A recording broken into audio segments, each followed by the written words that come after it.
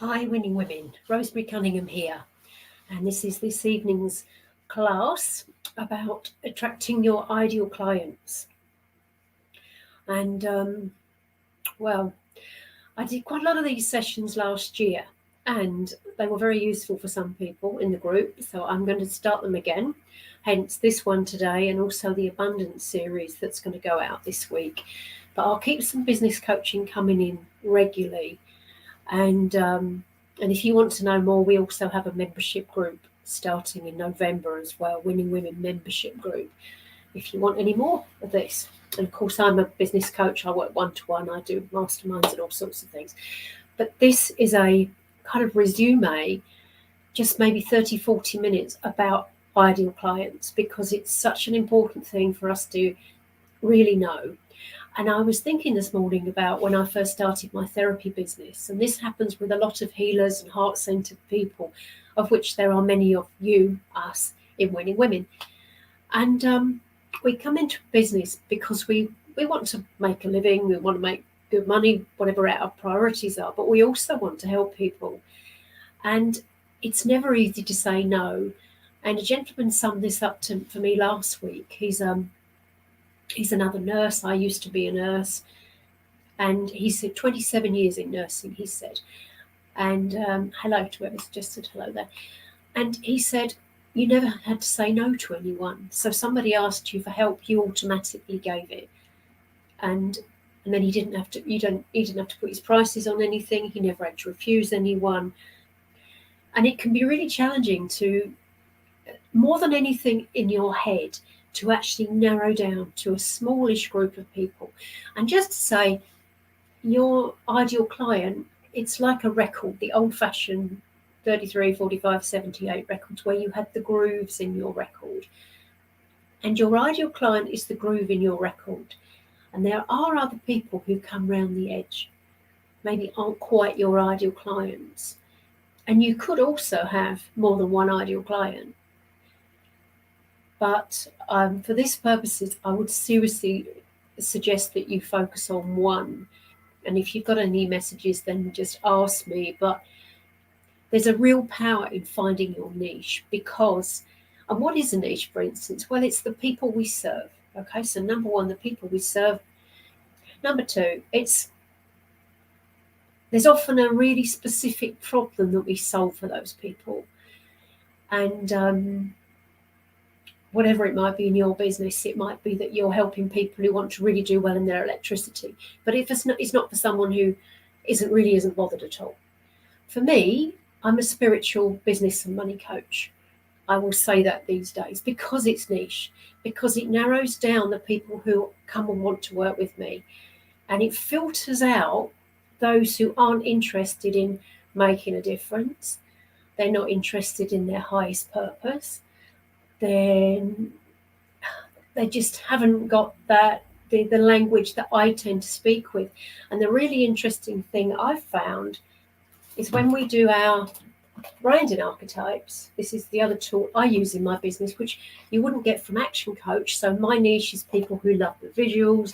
They really love to know their absolute uniqueness in the world on the highest level, what they really came to do in their lifetime. I work with people who want to know their purpose, and you want to feel so unique in their business and so good that they can absolutely charge well for what they do, even though in the past maybe they've had huge challenges pricing their services.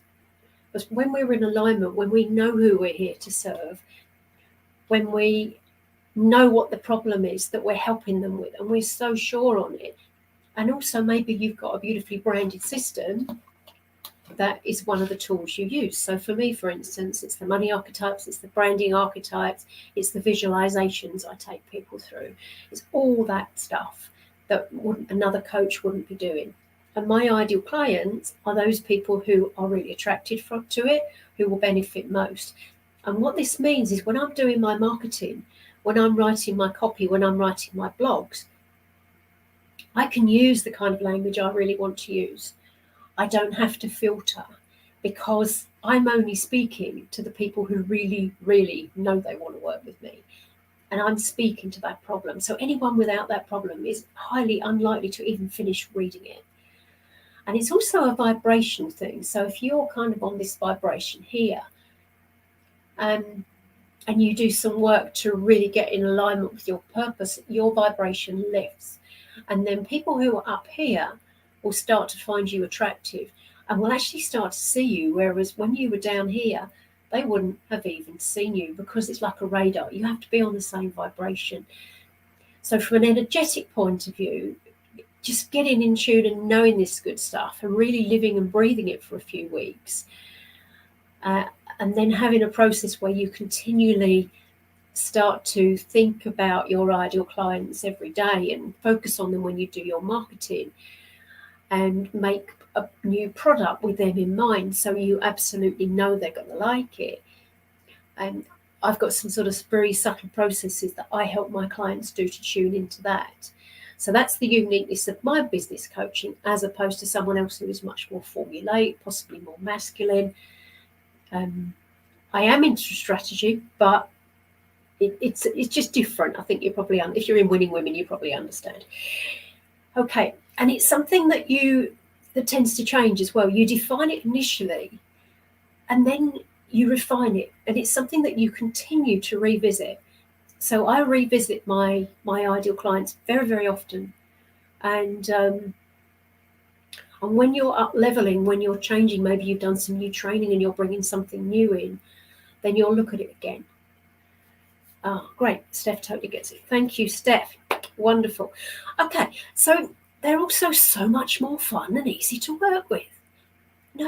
When I did my money course, and the lovely Steph was on it recently, I had 5 amazing women who were an absolute buzz to work with.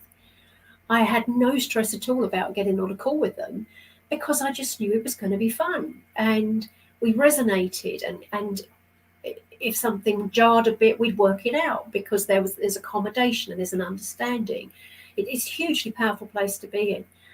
And you can even have, I call it an avatar, so a particular person who's your ideal client. So if I'm tapping away at my blog here, or making this video, I'm sorry about the reflection, a very bright light on it today, you can even have a picture of them there. And when you're looking for that person, you might want to, you can even work out what year they were born, roughly how old they are. And then you can go looking for people who were born that year and what names they were, and then choose a name. So maybe, I don't know, maybe your ideal client's 30, and there are a lot of people called Caroline born in that year, so you could have an ideal client called Caroline, this kind of thing. So you can get very, very specific, and you can really build up a relationship with them.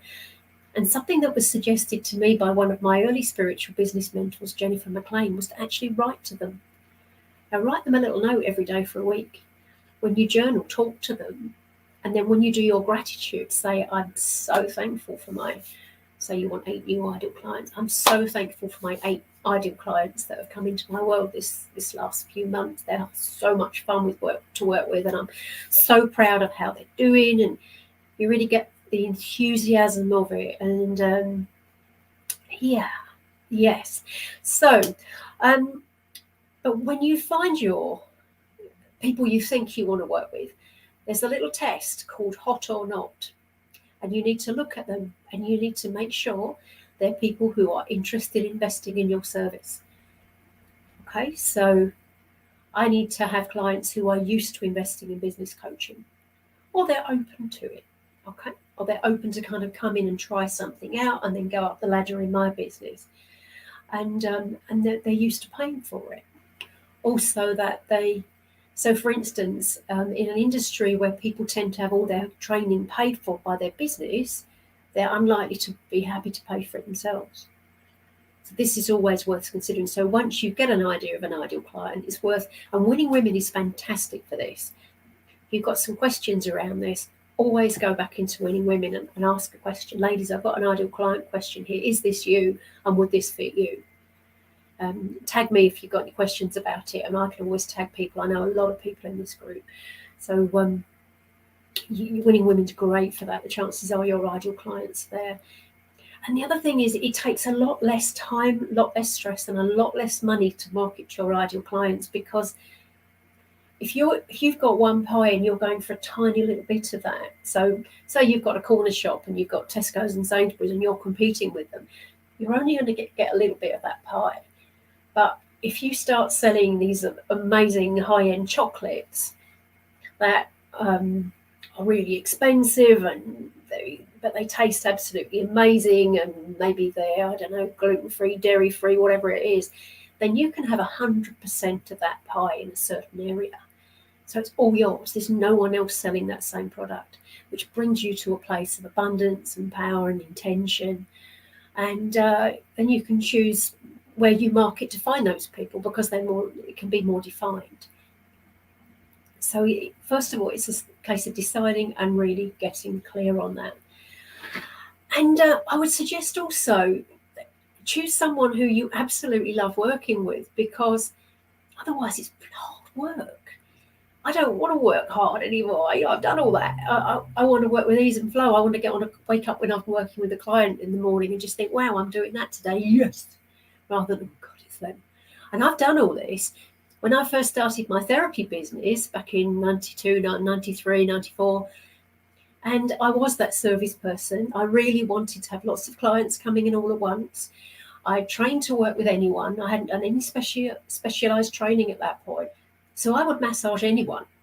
And I had men coming in asking me just to massage their legs. Could they pay half me the normal fee just so I did their legs? And what else did I have? I had people who asked me if I did anything else and stuff like this. And because I hadn't got on my criteria that I wanted people to come in and be really respectful of me, because I don't think I was respectful enough of myself, to be truthful. And I ended up treating anyone and absolutely everyone.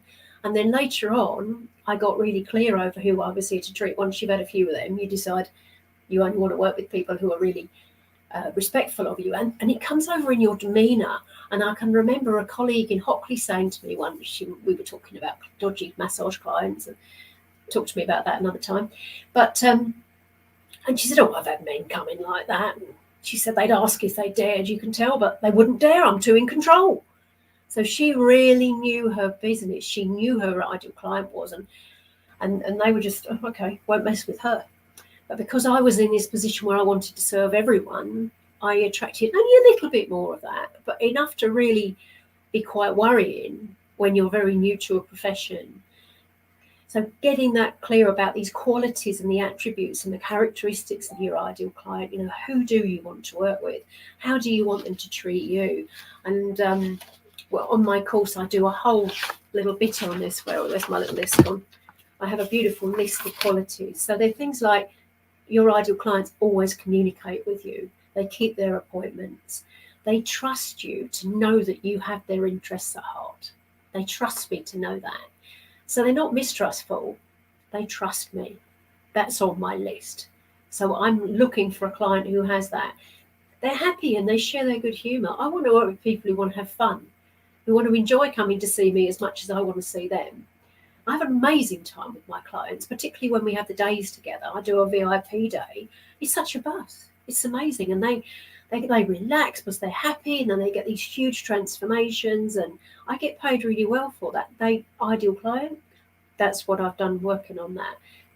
They have a financial cushion to pay you. This is something heart-centered people often forget to have down. My ideal client has money to pay me. And if you haven't got that on your list, your virtual list, in your demeanour, then you can often be quite apologetic.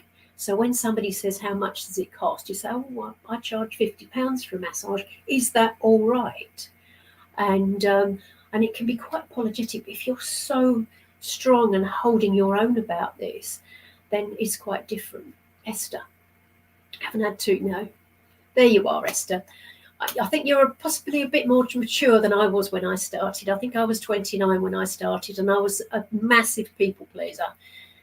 Still recovering, self-confess. Still, so I'm glad you haven't had too many problems. Wonderful. Maybe you've had a business background, haven't you, as well? And you're used to dealing with men. I wasn't. I really was not used to dealing with men. So these kind of things. A client who values your time, someone who values their own time as well. These are really, these are really big things. And what you start to do is you literally create a list of the qualities you want in your ideal client. And they're the things that make you feel good, make you feel respected, and the same for them. So you're attracting that kind of person, and then what you're doing is you're putting those qualities, suggestions, vibrations out to the universe, and the people who are attracted to your marketing and see your advert, often subconsciously they'll pick up on that. And that's when they come to you, and that's where the ease and flow starts. But it starts with us.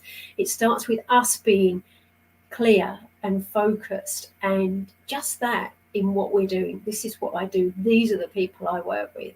These are the people I love to work with.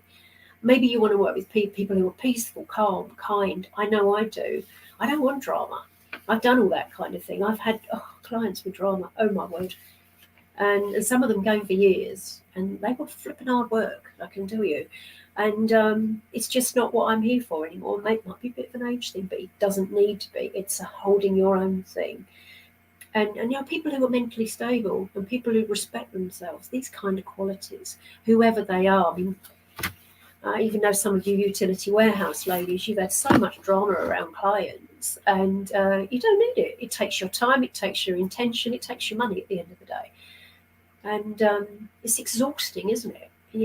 You start the day exhausted because you're dreading seeing someone, and you end the day more exhausted.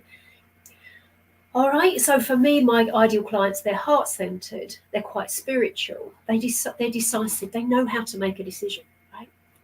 These kind of things. So you kind of get really clear on them, and then you might take one person who you've already worked with, who you absolutely love working with, or maybe it's a friend, or maybe it's your dream client. One of the ladies in the group is a VA, and she said her ideal client would be Brene Brown. She just loved her. She'd love to do all her admin for her and create her courses and arrange her TED Talks and all this kind of thing. So pick out someone and then get really clear on it. Write down who they are, maybe write that letter to them. Don't have to send it, of course. And build up that relationship with them. And something I do is I take you into a meditation, if you work with me, where you meet your ideal clients. And you can even ask them questions. So you can almost kind of become them. I'm here and my ideal client's here, and here there's somewhere observing. So I might step over here and become my ideal client and tune into them. And then when I've tuned into them, we can ask them questions to find out what they want from you, what they're prepared to pay, whether an idea is interesting to you. It's fascinating. It really, really works. It's a very powerful process for really tuning in them. The other thing I would suggest you have a look at is your personal buying process, because you're asking your ideal client to have a financial interaction with you. And it's very, very helpful to have a look at how you buy.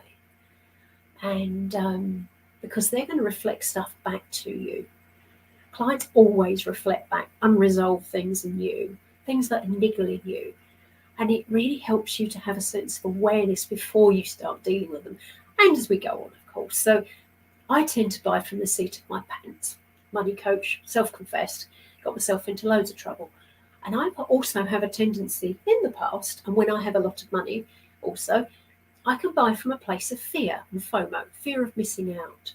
I don't particularly want clients like that, but I have to be aware of that, because I don't really want anyone buying from me from a state of fear or a fear of missing out. So in my buying process, I listen out for that. And I want to know more about them. I want to know where they're feeling. Are they scared about making this decision? Is it the right thing for them? I don't want anyone working with me who isn't a good client. For a start, they don't do the work. For another, there's lots of drama usually. And then they're just not happy. So they might give you a rubbish review and they never get what they want. How dissatisfying is that in your work, particularly if it's a high ticket thing? I don't sell things for £10. I sell things for £100 or £1,000. So there's got to be a really good value exchange there. So have a look at your own buying process. Have a think about it. What's the last big item that you bought? Or even, excuse me, I need some water. Even when you bought something similar to what it is you're selling. And what was your buying process? How long did it take you? Did you have to go back and talk about it? Did you go back to your husband and talk about it? Did you give a bit of a strop? because you felt trapped and you really wanted it, but you didn't want it. So you had an argument with yourself and you took it out on her, or you took it out on your husband. All these kind of things are so interesting, because often also, one little tip here is your ideal client is often you at some point in your journey. So I've had my heart-centered business now since 1993 in different forms. I started off as a complementary therapist, did various things for years. I was even a self-employed nurse at one time when you still could. And then I gradually transitioned about 2011 onwards into business and money coaching. So my client is often someone who's in transition, who's done a lot of stuff, but doesn't know how to bring it together into one pot. They know they do this and they do that, and they're quite good at that, but they really enjoy this thing over here, but they don't think they're very good at it. And I help people, same as I kind of wish someone had helped me do in a way, but we know a lot more now, and I know a lot more now as well, just to bring it all into one pot. And also, people who tend to trip themselves up about money and charging, that's been part of my pattern. So I often attract clients who also have challenges about charging. Maybe they'll put a lovely program out, but they put it too cheap, or they put it really expensive, and it's not in line with their personality. They know in their heart it's not quite right, and so they don't really put it out. And these kind of things to come up. So yes, have a look at your buying process and think back to you as well, where you've been on your journey, and is there a point where you were and how did you behave? And all these things are really, really well worth exploring. If you want a viable business for the next decade that's going to feed your heart and your soul and make you happy and change the world through your clients, because the transformation you bring your clients will have a big ripple on everyone around them.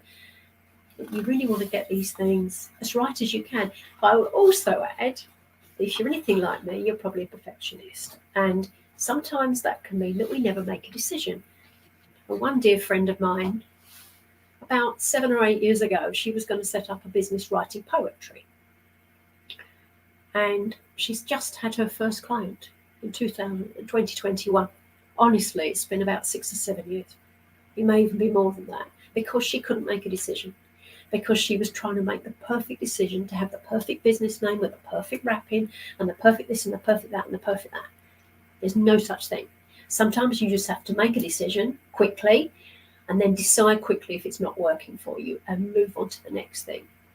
Because if we make a lot of decisions quickly, it's going to take us further forward than if we make one decision every 6 months. And this might sound massively exaggerated, but my friend is the classic example. Overthink, try and get it right. And if that's something going on, that's a mindset thing. And that's where I tend to come in with my belief work. I have a list of 60 beliefs that I work through with people. And we can find out exactly what it is that's holding you back. And it can be something from your childhood. It can be something that your little brain as a child just absorbed, and it's still stuck there. It's still got a very firm root in your brain that every time you experience this thing, it's still happening. You're still going back there. So even though you're not conscious of it, your little 5-year-old self is still running you, even though you're a 35, 45-year-old woman. And we often don't have any awareness of these.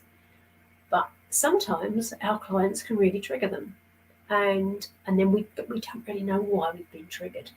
And business is, without a doubt, I think, probably apart from being a parent, which I haven't done, but I know plenty who have, business is probably the sharpest, steepest personal development journey you could ever go on.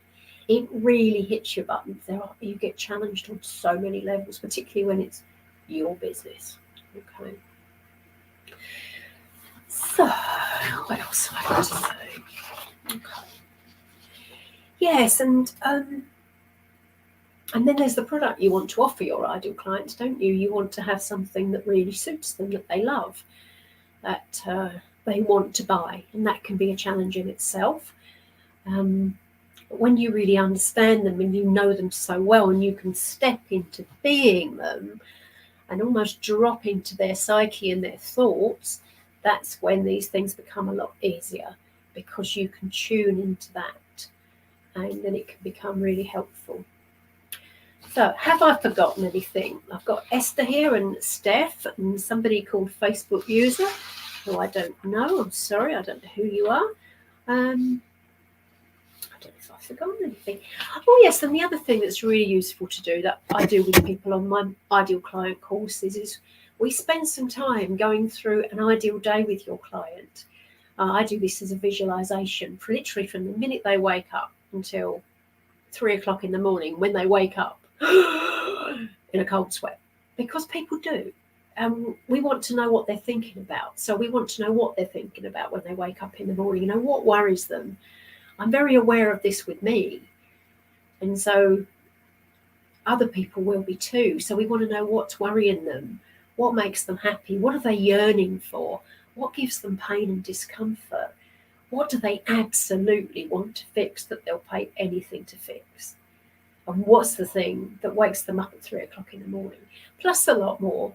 Because when you do more traditional ideal client work, it tends to be things like, what magazines do they read, what TV programs do they do, how much money do they earn. Fantastic stuff, do all that stuff too, but that's a bit of it. And this personality side of things, where you really start to understand them deeply, and the way they breathe, and you know where they shop, and you almost know what they like to eat. The fact that they really prefer a good coffee rather than an instant. Now, that might sound a bit obvious, and they certainly wouldn't read the Daily Mail, but they might look at the Guardian online, this kind of thing.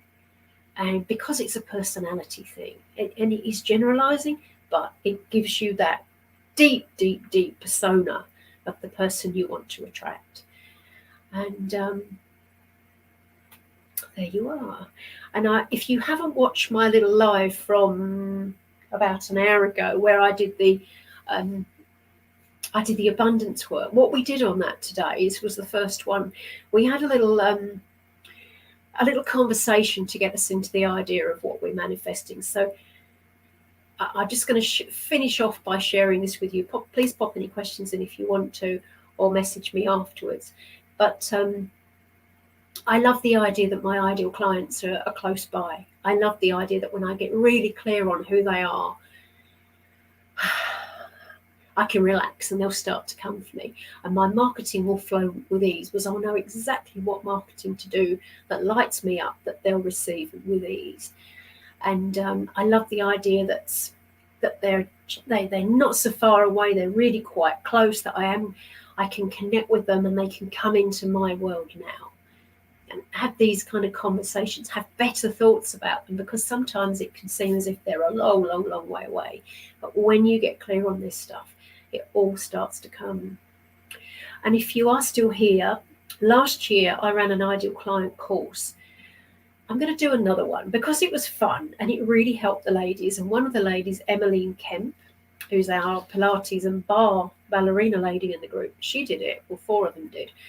And she said she still uses her, Susan, I think it was, who was her ideal client, who she connected with constantly in her marketing about 18 months later. So I take you through a course for 6 weeks, where each week we do a different task. We do exercises, we'll do some work physically together. So you'll come on a call and we'll do some work together while you're with me. So you can ask questions around the room and you can say to the other people on the call, what do you think of that? And they'll go, oh, wow, that sounds amazing. Or, I don't know, that language isn't right. And we can even put your copy together. We can write your email to go to your ideal client. We can write your web page once we've got clear on who they are. And we do the meditation together. We look at the qualities that you specifically want in them, which when you see them will be so obvious. But until you do, they're not. This stuff is not obvious until maybe you've done it. But even then, I forget. I have to continually remind myself of that. And I'm going to start that course in November. It's going to be $497, but I'll do a special of $297 to start with. It's something I haven't done before. I'd like to have a group of winning women to do it together. It's very powerful work. It really sets you up for the future. and you'll start attracting clients while you're on it, because you'll be doing stuff, you'll be putting it out. We were in lockdown when we did the last one, so nothing was happening. But now it's amazing when you get into that magic and transformation. My branding archetype is an alchemist. I'm here to make dreams come true, and I help people step into that part of their personality where magic and miracles really start dropping into place. Things will happen while you're on the course. Even when you commit to it, sometimes by the time you get to start it, someone's just rung you, even the following day, because you've lifted your energy, you've set your intention. Yes, I'm going to do this. I'm really interested in this. I know there's something there for me. Your energy lifts, your vibration lifts, and that's when people start spontaneously finding your stuff. And two of the people who found me recently, one is from someone who I hadn't spoken to for 6 years. Another one is someone I met in my previous therapy business life.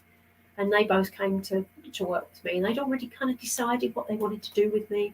And that is when this stuff really works. And then you can just be yourself in your marketing. There's no pretense. There's just pure authenticity. So that's starting in November. I haven't put the sales page together yet. I'm going to Devon tomorrow, and I need some time away. I haven't been away for a very long time. I'm going to Devon, and I'll get it all together, and I'll probably run this again when I come back. And if you're interested, let me know. And when I've done the sales page, I will put it in the group. And if it sounds interesting, let's have some fun together and attract ideal clients and change the world together. So thank you, Esther. Thank you, Steph. Thank you, anyone else who's been watching. There's between 4 and 8 of you on the call, so thank you very much. And I will put some other topics together for when I come back. It's good for me to do this kind of thing as well, to talk about what I do. That's when I get my clarity about my ideas. And if you ever want to hold anything like this in the group, we're starting the membership, and that will be somewhere where maybe you can come and share something, or even in this group, if you'd like to share something in the group, ask me and we can probably arrange it. Thank you, Facebook user. Who are you? Don't worry, I'll see when I go into the Facebook group, but you're very welcome, and thank you very much for joining me.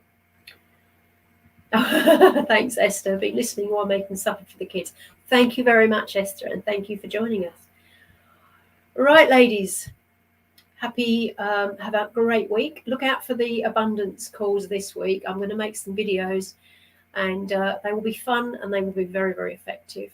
And there'll be one in the group every day. I think with everything that's been going on, it's been so heavy, hasn't it? Particularly with our poor Mr. Amos and other things in the world. And I just thought, we can feel, but we can feel abundant at the same time. We don't need to let all our energy sink. We have choices. You can hold both. So thank you very much. Okay, lots of love. Bye-bye.